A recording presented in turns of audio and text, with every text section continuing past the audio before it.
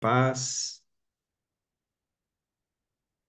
Com muita alegria estamos aqui para falarmos a respeito de um tema muito importante, que são os pilares fundamentais da doutrina espírita. Vamos rogar a Jesus, nosso mestre amado, aos amigos espirituais, legítimos intérpretes de seu pensamento, que nos ampare, que nos sustente na tarefa, que também possamos atingir os corações que estão estudando conosco nesse momento. Todos nós sabemos, nós espíritas, que a doutrina espírita é a doutrina consoladora do Cristo. Gostamos sempre de dizer que o espiritismo pertence a Jesus, porque trata-se de uma promessa do Cristo para todos nós. Nós, em nossa marcha evolutiva, temos a felicidade de ter também algumas revelações propostas pela espiritualidade superior. E as revelações, elas têm uma característica muito importante, que é o seu compromisso com a verdade, que é a universalidade da mensagem, e também uma revelação nunca altera uma revelação anterior, mas adapta-se à época que o homem está vivendo, trazendo mais informações. Todos nós sabemos que a doutrina espírita também é o próprio cristianismo redivivo. Não é dogmática, não é simbolista, não é contemplativa, mas é a doutrina baseada na razão e nas obras, principalmente. Aquela obra interior que necessitamos todos fazer em nossa marcha evolutiva. Ciência, filosofia e um aspecto espiritual muito importante. Esse conjunto de forças unidos forma, então, o que é a doutrina altamente consoladora. Porque é a ciência que estuda a origem, a natureza, o destino dos espíritos e as relações existentes entre o mundo corporal e o mundo espiritual. A maravilhosa filosofia de comportamento que faz o ser crescer através da modificação das suas próprias atitudes. E o aspecto religioso, vamos dizer assim, no sentido etimológico da palavra, religar-se a Deus, é a religião cósmica do amor, que faz, que mostra para todos nós a importância do cultivo do sentimento divino em nossos corações, para nós aí sim encontrarmos a verdadeira felicidade, que é a água que mitiga a sede para sempre e é o pão que sacia eternamente. Todos nós estamos em uma fascinante jornada evolutiva e a doutrina espírita vem dar para todos nós aquilo que nós necessitamos, que responde às dúvidas intrínsecas do ser humano. De onde viemos, quem somos, qual a finalidade da vida, o que será de nós? O que será de nós quando o mundo orgânico falir? Ou quando a fatalidade com aparente injustiça nos alcançar? E quando nós tivermos aqueles que amamos ou conhecemos retirados de perto de nós pelo fenômeno natural do desencarne, o que será deles? O que será de nós? E a doutrina espírita também baseia-se em pilares fundamentais de entendimento. Pilares estes que tornam realmente a fé movida pela razão. Allan Kardec era conhecido como o bom senso encarnado, de modo que ele recebeu esse precioso ensinamento, esta preciosa revelação das esferas superiores, e como a sua mente avançada, sua didática perfeita, fez com que fosse elaborado a doutrina espírita como sendo realmente a terceira revelação. Todos nós, dentro de nossa jornada, entenderemos o que o Espiritismo já professa desde muito tempo, desde 1857, quando foi lançado o Livro dos Espíritos. Leon Denis, contemporâneo de Allan Kardec, disse uma frase muito interessante que nós devemos entender como sendo um sinal de extrema esperança, quando ele diz assim: a doutrina espírita não é a religião do futuro, mas é o futuro das religiões. E não só das religiões, eu diria.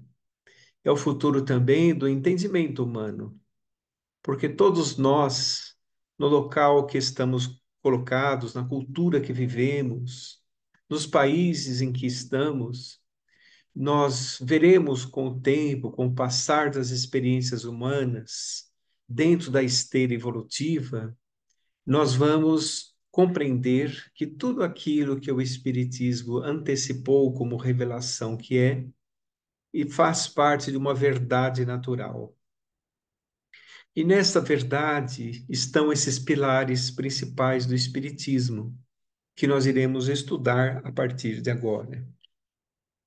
Primeiramente, gostaria de agradecer a todos os companheiros que proporcionaram esta oportunidade de trabalho, da cidade de Botucatu, de todos os que estão nos ouvindo, que agradecemos e abraçamos fraternalmente, porque falar a respeito da doutrina consoladora é uma grande felicidade.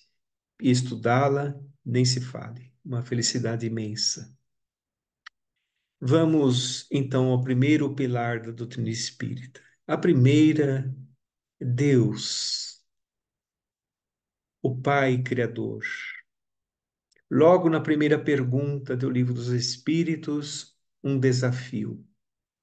Já é das mais notáveis respostas no conceito teológico da humanidade, onde começa dizendo que é Deus.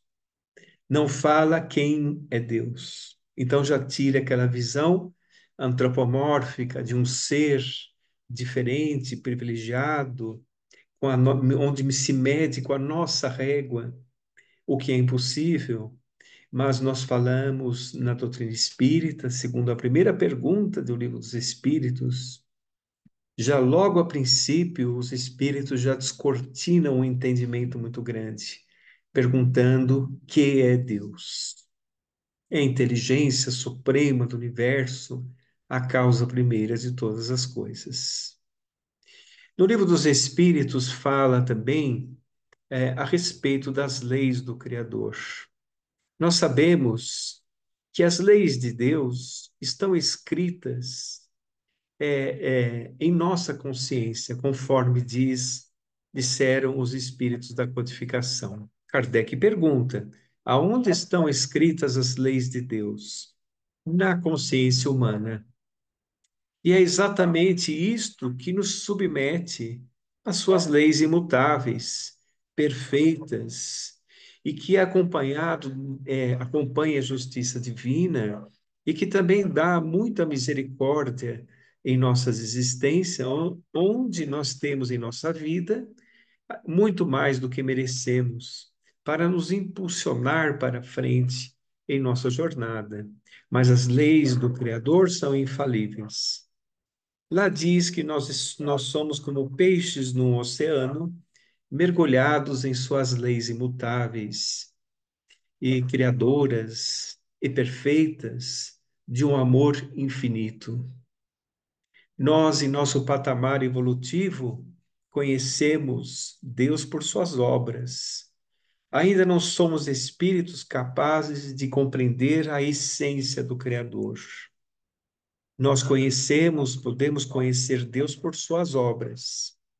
E quando muito, porque tantas pessoas veem a obra de Deus por todos os lados, em si mesma, e não conseguem reconhecer como sendo obra do Criador. O que demonstra que todos nós estamos em uma infância espiritual muito grande.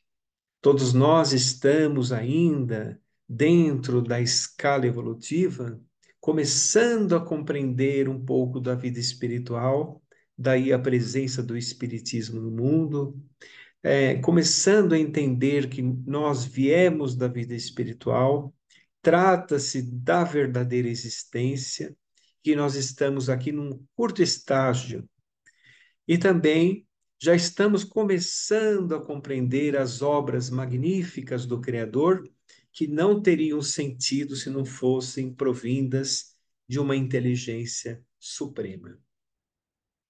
A própria constituição física, hoje em dia, por exemplo, existe uma linha de cientistas chamado design inteligente, onde se une muitos cientistas de várias áreas para tentar comprovar a existência de Deus, ou para comprovar a existência de Deus. Antes, eu gostaria de dizer, para todo efeito inteligente, existe uma causa inteligente. Exatamente sobre isso que esses cientistas trabalham. Por exemplo, quando nós falamos no interior do nosso corpo, uma química perfeita, na quantidade certa, submetido diretamente àquilo que é necessário.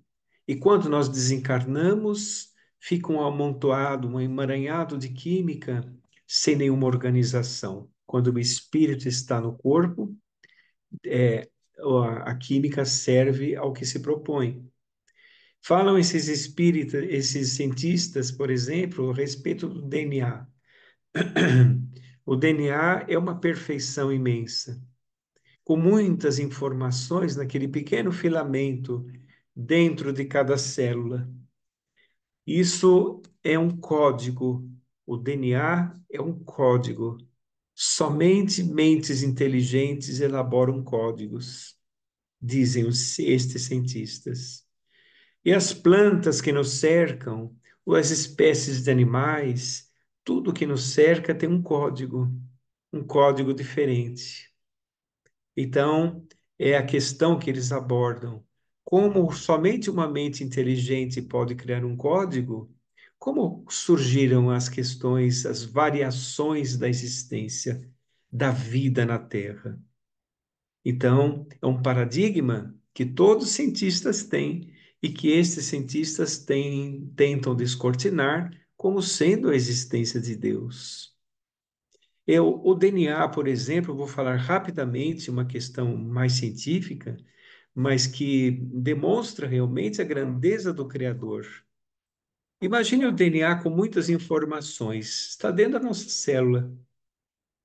Quando ele está dentro da célula, vai uma máquina celular e desenrola o DNA, abre as informações.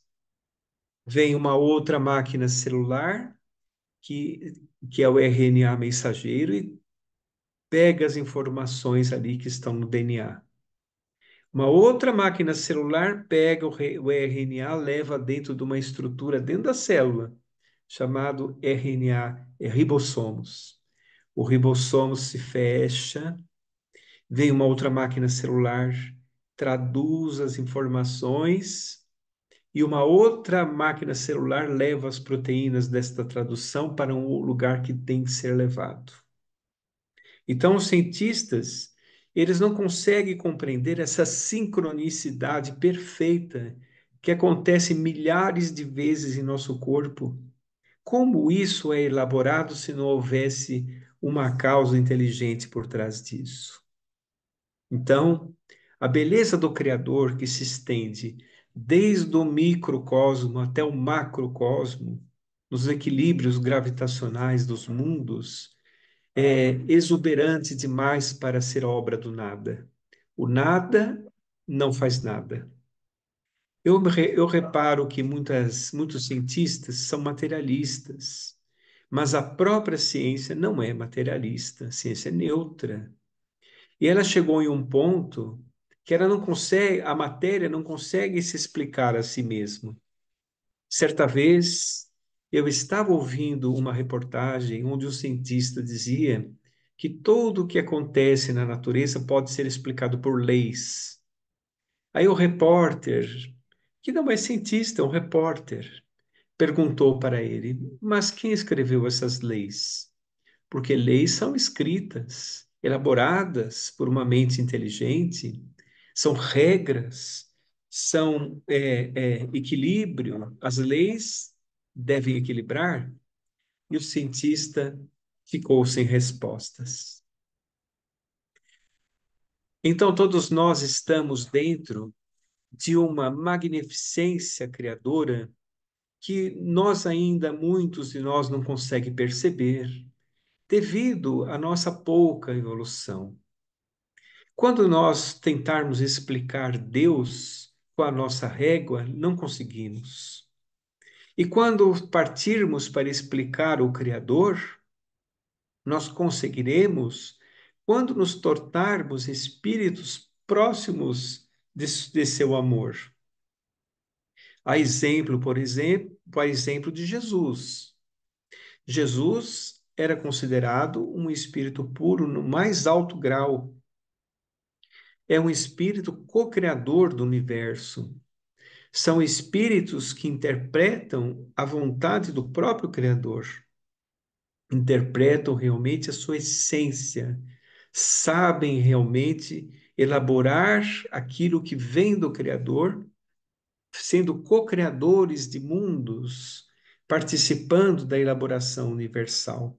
A exemplo de Jesus, que recebeu a sua responsabilidade, uma esfera incandescente há 4 bilhões e 500 milhões de anos, onde ele já era um espírito puro, um espírito crístico, um co-criador do universo, e elaborou, como Emmanuel diz tão lindamente, os seus engenheiros na elaboração paciente da forma, espíritos intérpretes do seu pensamento, elaboraram também a terra que moramos. Então, tudo aquilo que o homem não fez, foi Deus quem fez. O homem transforma. Então, para entendermos a essência do próprio Criador, nós vamos ter que aguardar a nossa evolução para chegarmos cada vez mais perto. Mas enquanto estivermos ainda em um mundo de provas e expiações, quando formos ainda espíritos imperfeitos, quando nossa visão for ainda muito voltada às questões da matéria, às impressões da matéria, ainda não poderemos compreender a sua essência, mas poderemos observar a beleza que nos cerca, com um pouco de sensibilidade e espiritualização, poderemos entender a beleza do Criador em nossa vida. A sua energia criadora e amorosa desce, verte do alto, sustenta e ampara a vida que nós conhecemos. Um outro pilar importante é a imortalidade da alma. A imortalidade da alma é tão bela, e é um dos principais aspectos consoladores da doutrina espírita. Nada morre, e a morte é uma porta que se abre para a realidade eterna. Vir à Terra e da Terra sair. Ser experiências no processo biológico da humanidade. Nós podemos entender que estamos aqui, como comentamos, totalmente de passagem, porque a verdadeira existência, que é da vida espiritual, quando nós aqui nos encontramos, estamos aqui há pouquíssimo tempo. O que são algumas dezenas de anos perto da eternidade do espírito? Pouquíssimo tempo. Todos nós estamos aqui, vindo à Terra para cumprirmos resgates depurativos, provas e expiações, provas escolhidas e provas impostas, para nossa reabilitação, para forjar o nosso espírito e as expiações advindas do passado. A imortalidade é realmente algo que é observado hoje, até pela ciência também, quando se faz experiências de quase morte. No mundo inteiro existem experiências desse tipo, onde o metabolismo cai bastante, onde a pessoa já está num estado comatoso profundo e de repente retorna. Retorna falando de túneis, ou falando de luzes, falando de situações da sua própria existência, onde os cientistas observaram que o retorno dessas pessoas, das experiências de quase morte, elas relatam tudo o que se passou, relatam, por exemplo, cirurgias, relatam o diálogo dos familiares, dos médicos, se veem sendo operadas, por exemplo, não é? O que prova que a pessoa conserva a memória, mesmo fora do corpo, totalmente. Alguns cientistas materialistas dizem que esses relatos de túneis, de luzes, são alucinações dos estertores da morte.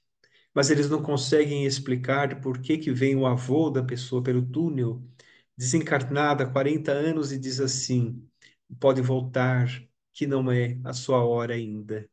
Isso eles não conseguem explicar.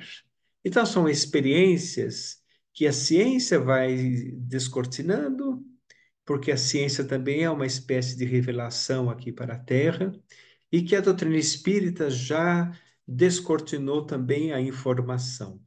Mas não precisaria de tanto laboratório e experiências, bastava ir à casinha humilde de Uberaba, através de Francisco Cândido Xavier, em 75 anos de mediunato, onde foram recebidas perto de 20.000 mensagens particulares com 100% de acerto. Aí estava provada a imortalidade da alma, onde muitos relatos não eram conhecidos pelo médium, com 100% de acerto, onde constatado por doutora Marlene Severino Nobre, da Associação Médico Espírita, pôde relatar que alguns parentes da mensagem, por exemplo, o familiar que recebeu a mensagem não conhecia. Tratava-se de avós, bisavós, tataravós que tiveram que procurar em cartórios. Então, a imortalidade da alma é um dos aspectos principais da doutrina espírita, que demonstra que todos nós estamos em estágios evolutivos.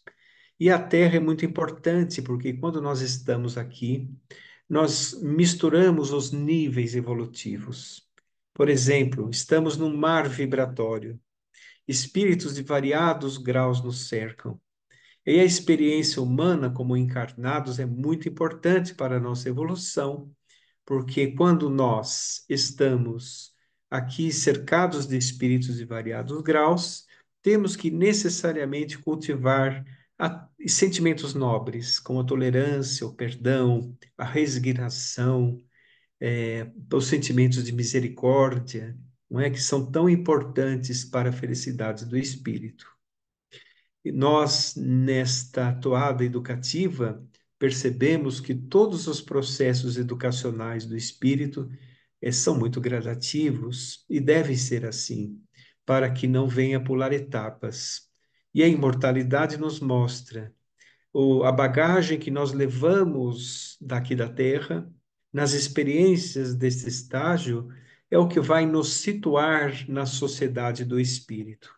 O local que nós iremos habitar e dar continuidade à nossa evolução é na vida espiritual, compatível com as obras interiores que nós fizemos.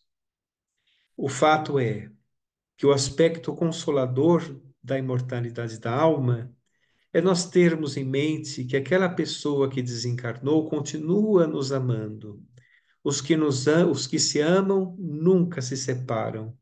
Eles continuam a sua jornada evolutiva e a imortalidade não rompe os laços familiares. Pelo contrário, fortalece-os, disseram os espíritos da codificação. Quando nós observamos uma pessoa que partiu, não devemos nos deter aos momentos mais difíceis, que são os momentos das passagens, no acidente, na enfermidade, até no velório, no enterro. A pessoa é muito mais do que isso.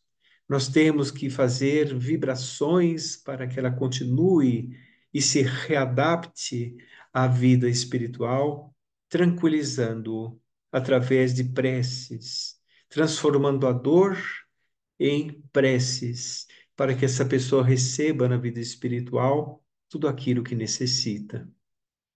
Todos são amparados, No momento do desencarne, existe equipes de espíritos especializados para o desligamento do corpo físico. E o amparo é para todos nós.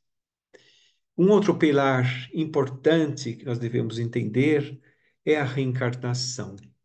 A reencarnação, ela é o maior mecanismo evolutivo que existe.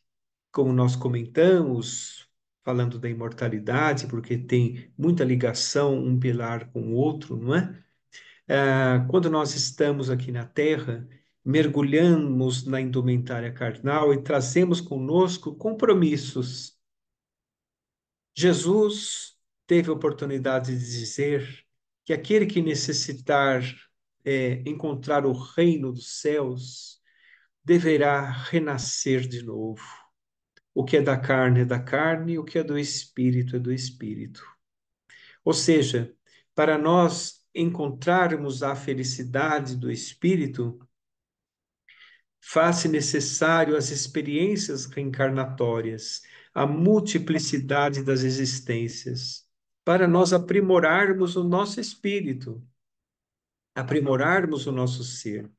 Porque a cada nova experiência terrena, nós arrecadamos muitas informações para a maturidade do nosso ser. Quando nós estamos desencarnados, vamos para faixas evolutivas determinadas por nossa evolução, e lá convivemos com espíritos mais ou menos do mesmo nível evolutivo.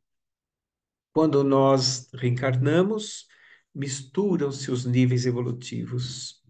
E às vezes, no seio da própria família, reencarnamos próximos a espíritos que estão conosco a primeira vez, se recuperando.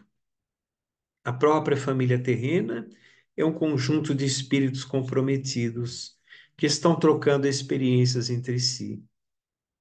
E as experiências que nós temos na vida, trazidas por provas e expiações, onde alguns podem escolher o gênero da prova, não é? O gênero da prova é escolhida mediante a uma conscientização do espírito.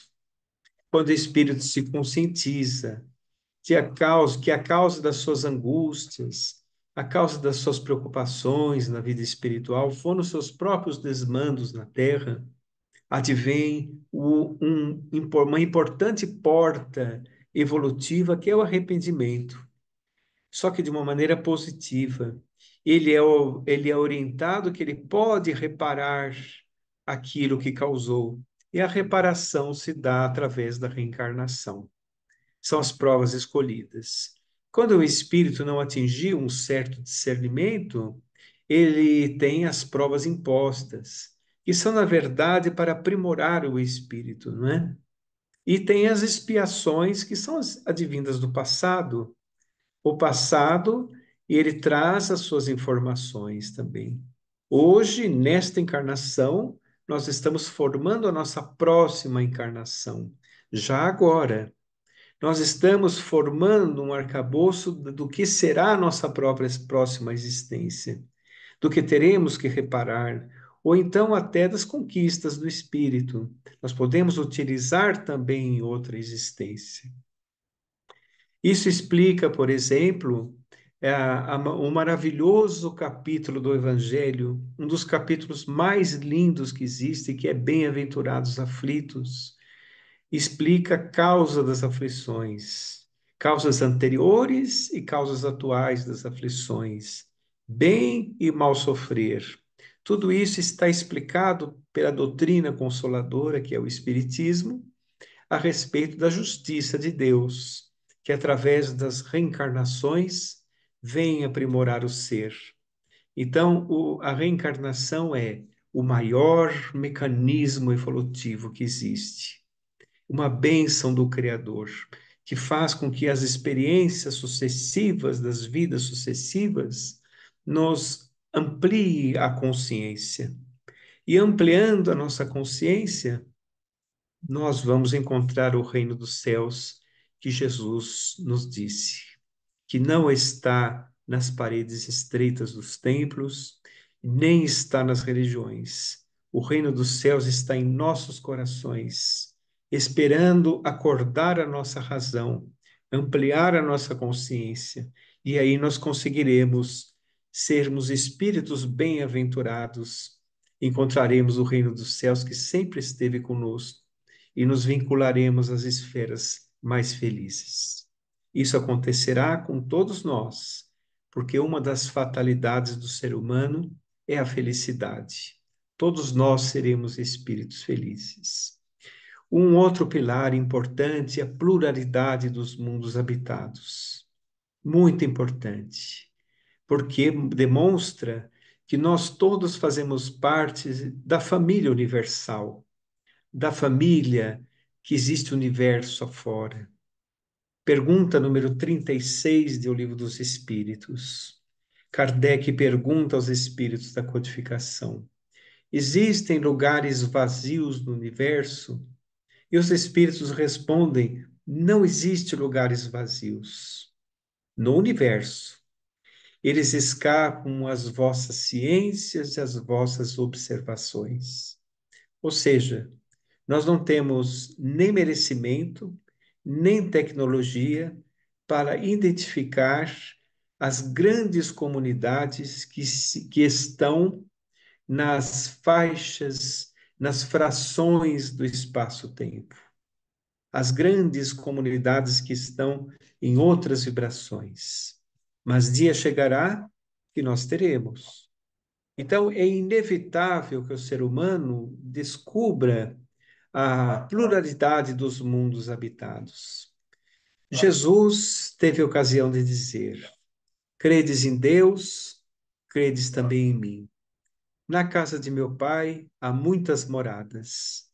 Se não fosse assim, eu vos teria dito. Ele estava falando da pluralidade dos mundos habitados.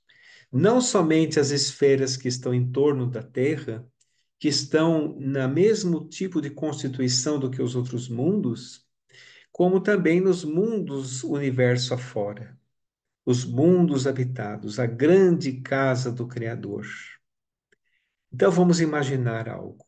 Nós estamos aqui na Terra, habitando uma galáxia chamada Via Láctea, estamos circundando uma estrela que nós chamamos de Sol, que é uma estrela de pequena grandeza, mas que é a estrela que propicia a vida como nós conhecemos.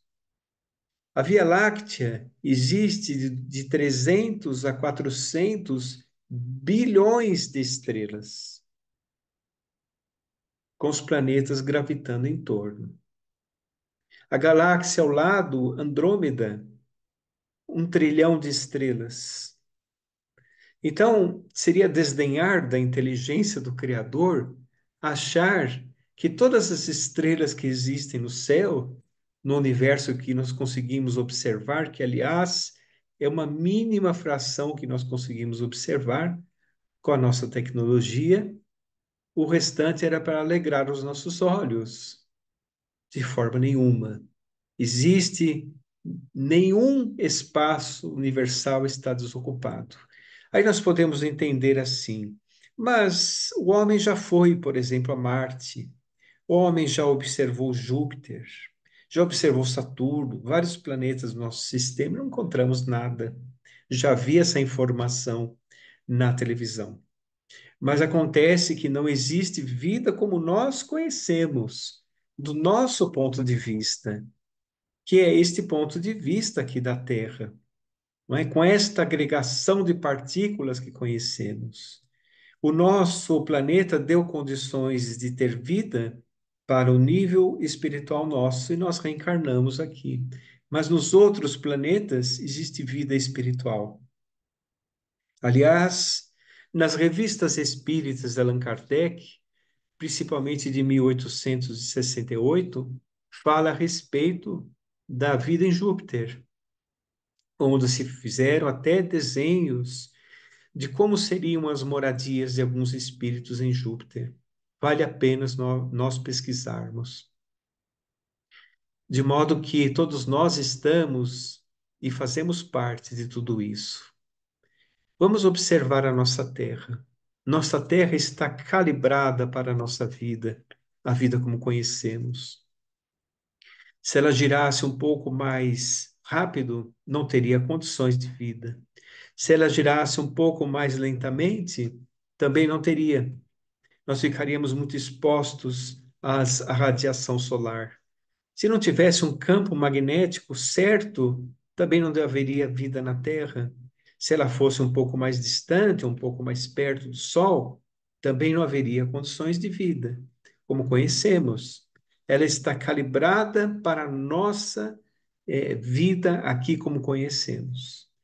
Mas a pluralidade dos mundos habitados será um dia, sim, conhecida por todos nós, porque nós estamos de forma consciente aqui na Terra, a partir do Homo sapiens, há mais ou menos 250 mil anos, o que é muito pouco tempo perto da idade da nossa Terra. E outros planetas já existe vida há muito tempo. Então, a pluralidade dos mundos habitados é algo que a doutrina espírita diz da maneira correta e que é para todos nós um sinal de esperança, porque nós viemos de vários lugares e somos seres universais, de acordo com a nossa evolução. Chegará um dia que a Terra não nos dará mais respostas e nós teremos a oportunidade de conhecermos outros mundos. E as esferas espirituais que nos cercam, os planos espirituais, as faixas vibratórias, também seguem a mesma premissa. Estão de acordo com habitações e comunidades que estão sem o corpo grosseiro como tem na Terra. Estão com o corpo sutil, por isso que habitam mundos e esferas mais sutis. Estão desencarnados. Uma outra questão muito importante, a comunicabilidade dos espíritos, que é um dos pilares principais da doutrina espírita. A comunicabilidade dos espíritos é tão maravilhosa que foi uma designação de Jesus, foi uma permissão do Cristo, para que em determinado momento a mediunidade fosse exposta na Terra. Ela sempre fez parte da história humana. Em todo momento da história humana, a mediunidade sempre existiu, só que de uma maneira descontrolada, uma maneira não orientada. Porque nós viemos da vida espiritual e é natural que tenhamos uma ligação psíquica da casa da qual viemos. Perfeitamente natural. E, além disso, a sensibilidade mediúnica que todas as pessoas possuem, porque são espíritos, facilita o acesso através da inspiração para todo habitante da Terra. É a sensibilidade que se abre para a vida espiritual que caminha junto com o homem encarnado. O homem encarnado não está sozinho na Terra.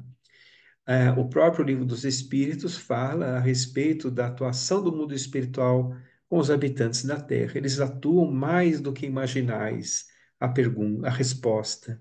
Onde nós temos também espíritos simpáticos a nós, que também contribuem para as nossas experiências reencarnatórias. Mas somente Allan Kardec, na maravilhosa cartilha de mediunidade, o Livro dos Médiuns, pôde direcionar a comunicabilidade dos espíritos de uma forma correta, dar a verdadeira finalidade, onde os espíritos dos homens e mulheres de bem desvestidos da matéria, juntamente com os encarnados aqui na Terra, trabalham em conjunto para um mundo melhor, para um mundo mais consolado. Então, as comunicações espirituais recebidas pelos médiuns são agora direcionadas da forma correta através da doutrina espírita, porque a mediunidade também no espiritismo, nós citamos aqui Chico Xavier, por exemplo, e tantos outros, a mediunidade é um importante instrumento de consolação. Através da mediunidade bem educada, bem estudada, bem disciplinada, os espíritos podem realmente dar um contributo importantíssimo, demonstrando a verdadeira finalidade da existência e demonstrando que a vida espiritual prossegue e que as nossas atitudes aqui na Terra serão fundamentais para a continuidade de nossa existência, porque a evolução continua na vida espiritual.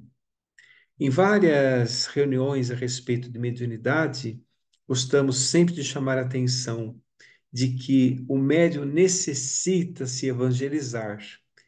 Uma das questões da doutrina espírita, além do estudo doutrinário sobre as técnicas mediúnicas, os tipos de mediunidade, as sensações do médium, é também a evangelização do médium, porque o médium evangelizado, ele cria em torno de si uma psicosfera positiva que permite a ação dos bons espíritos. Ele terá, através do estudo, então, da disciplina e da evangelização, aquilo que ele necessita para a boa condução da mediunidade. Comunicabilidade dos espíritos, onde existe a interação entre o mundo espiritual e a Terra, foi um dos principais estudos de Allan Kardec, através da qual ele trouxe-nos a codificação. Devemos entender sempre que o Espiritismo não pertence a Allan Kardec. O Espiritismo é a doutrina dos espíritos. Coube ao codificador a tarefa de demonstrar as informações trazidas pela vida espiritual e mostrar o mundo das causas que é a vida espiritual para todos nós aqui no mundo dos efeitos.